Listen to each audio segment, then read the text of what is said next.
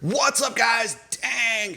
It wasn't the most exciting race in the world, but Deegan added a new tool to his skill set. I'm gonna let you know what that is. Tom Vialle, he didn't win, but he didn't surrender. Chance Hymas, he showed a lot of heart out there, even though on paper it's not gonna be a good result. I'll tell you why it was really important for his career. Thank you to everyone who has subscribed. I really appreciate it. And I'm also starting memberships. You can get your membership for $2.99 a month.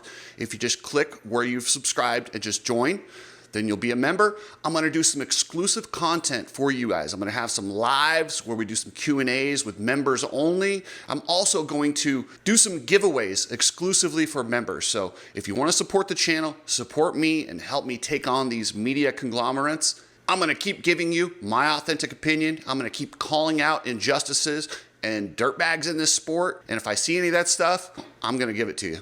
You need people like me so you can point your fucking fingers and say, that's the bad guy.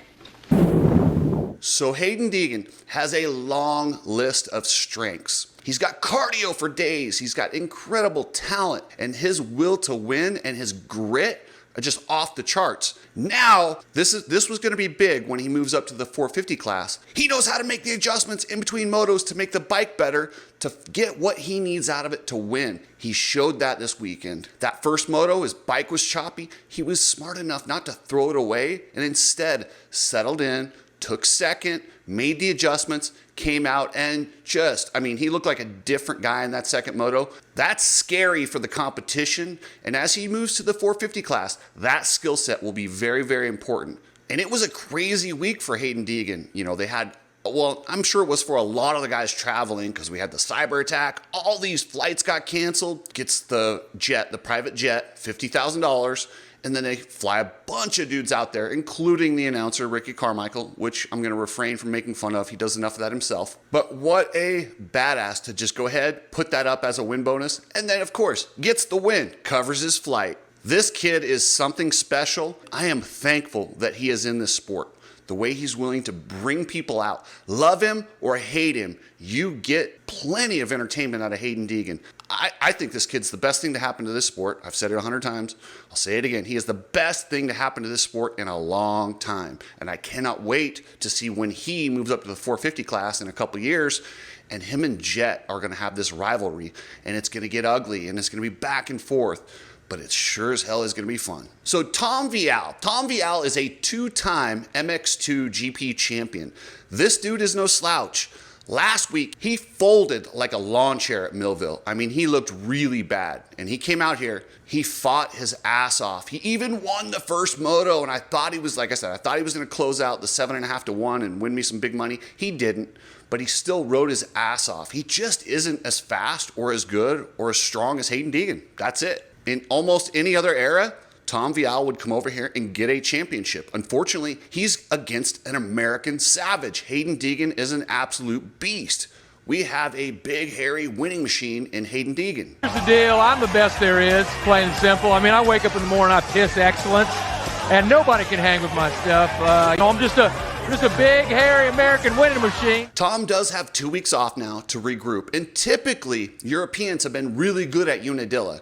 I don't know. He was lackluster. I mean, he wasn't bad last year, but he wasn't good. I think he was like 6'7", but he was a different rider then.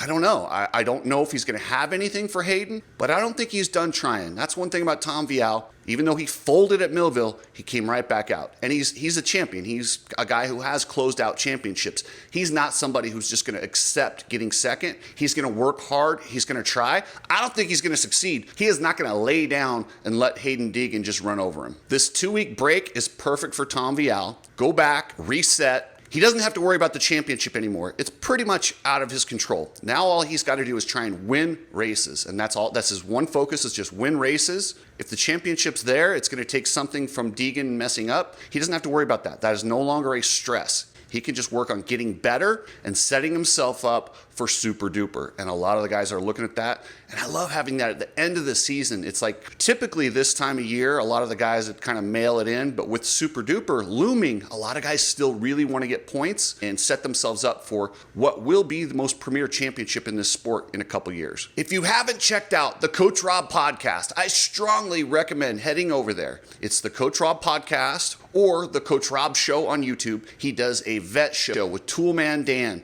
where they talk about how to recover, how to get things done as a working man, as somebody who has a family, who still wants to do this sport at an advanced age. Epic garage designs. If you want your garage to look like a Barrett Jackson showroom, check out Epic Garage Designs. Or if you just want to get stuff that's cluttered, organized, check it out. They have all sorts of stuff. This month, July, you get 2 of the tall cabinets, 80 by 81 inches for $27.50. Hit up Travis at Epic Garage Designs and he will get you dialed in. So Joe Shimoda, I think we got to call him Average Joe. I know a podium's not exactly average, but considering what he did last year at the end of the year, coming in here as a guy who's expected, he was hired to win, he was expected to win and battle for wins, for him to be stoked on a 3rd place, that's very average for what his expectations are. I don't know, is he just now Average Joe? Until he shows otherwise, I don't know what else you can call him. He's not flashy, he's not a guy who's gonna get out there and hang it out.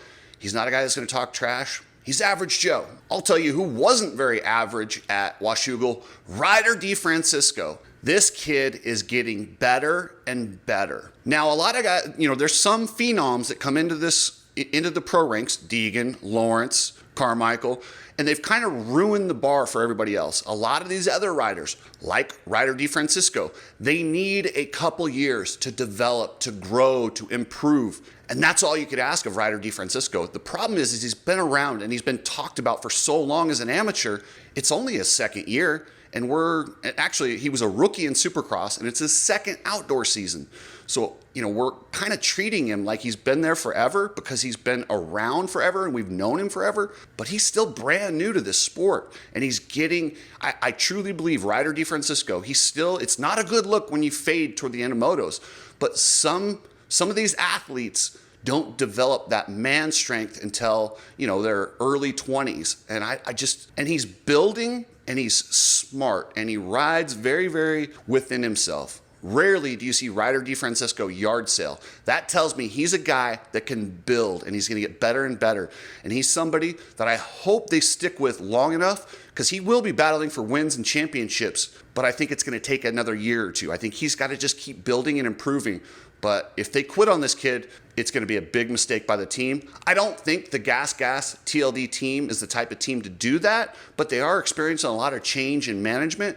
As long as Tyler Keefe's there, I think they're going to do the right thing and keep him around. Now you compare someone like Ryder D to Levi Kitchen. Levi Kitchen is in his 3rd year as a pro, maybe 4th outdoor 3rd, but he's a lot older in his age. His physical maturity, as Coach Rob likes to say, is a little further down the road.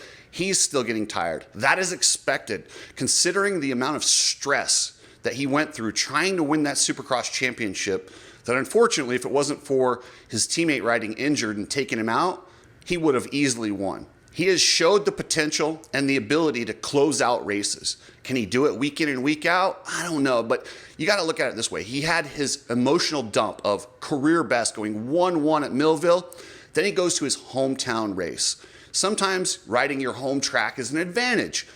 Not for Levi Kitchen. For whatever reason, he's not that good at Washougal as far as the track is concerned. And I think the stresses of having friends, family, you use so much energy trying to say hi to everybody, and you can't just go back and just shun everybody and lock them out. They all want a piece. They all want to see you. So it's almost like a hometown disadvantage for Levi Kitchen, but he did his very best. But you could see he was clearly fatigued. This 2 weeks off is going to be huge for Levi Kitchen, and I look for him to be strong in the final 3 rounds.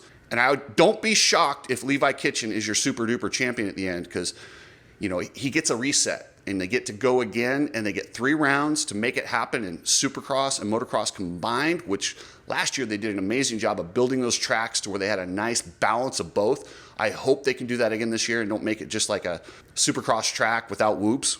But look for Levi Kitchen to be refreshed when they get to Super Duper. He gets 2 weeks off. He's got 3 rounds.